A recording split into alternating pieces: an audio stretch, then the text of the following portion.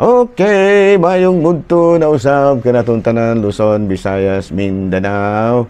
Mayong mudto Philippines, mayong mudto world, mayong mudto universe. Ana na pud ta higala dinhi atong tulumanon sa kahanginan CONA Catechesis on Air ug ako lang gihapon kini yung ubos nga alagad Reverendo Padre Edwin Academia account. Okay. So, ni anak gud may mga higala ako, ni anak ko sa akong parokya. Home sweet home.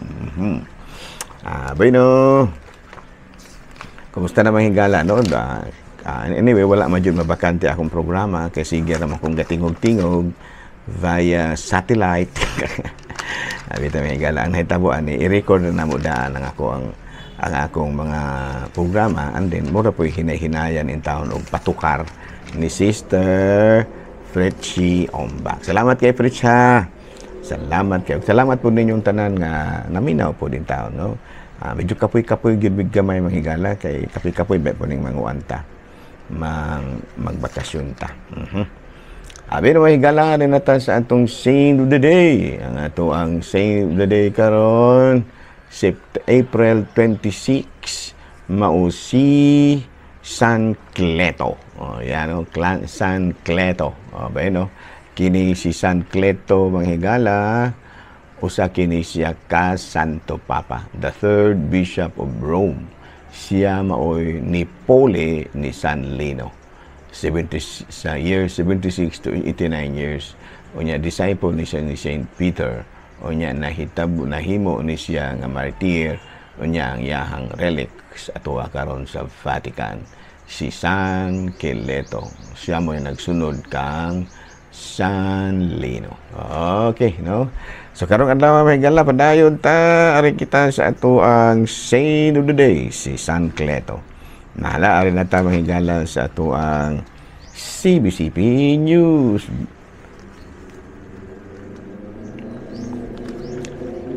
Rayon mo new April Bishop, no? Ang bagong Bishop-elect sa April nga mao si Bishop-elect Glenn Corsiga nangandoy nga matud pa niya magpabilin kuno siya nga usa ka simple nga pari.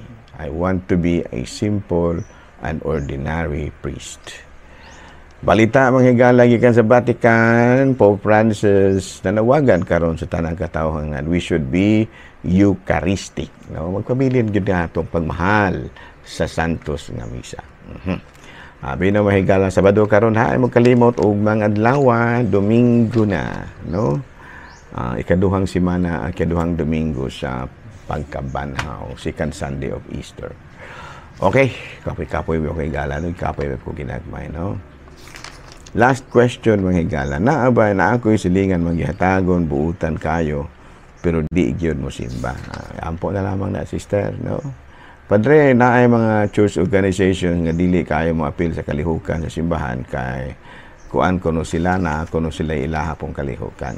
Anyway, okay ra na kay na kuan man kaha, no? Kana abang sa ngalan ana ni conflict sa ilaha pong kalihukan. Pero kutob sa mahimo ang parokya maghimo na laman o yearly annual schedule aron ang mga ang mga renewal movements makabalo sa schedule aron pod nga ma-adjust nila ilahang mga kalihukan. Kay kutob sa mahimo sa Colosas kapitulo 1 bersikulo 18, si Kristo ang ulo sa simbahan nga mao ang iyang lawas. So kung magsige tag bulag sa kalihukan sa simbahan nga mao ang lawas ni Kristo, basig mabulag na gidinoon ta tinuod.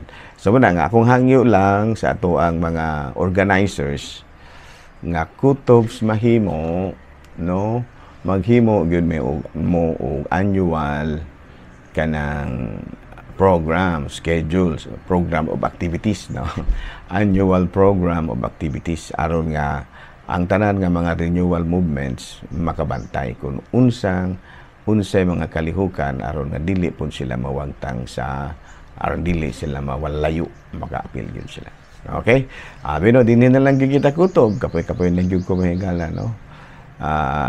adlaw karon nga Sabado, pizza 26 na ining bulan sa Abril, ug ako lang gihapon kini yung ubos nga alagad Reverendo Padre Edwin Academia Acab, manamilit na usab kaninyo ug manalangin kanato ang Dios nga makagahom sa tanan, Amahan, Anak, Espiritu Santo. Good noon, Pilipinas.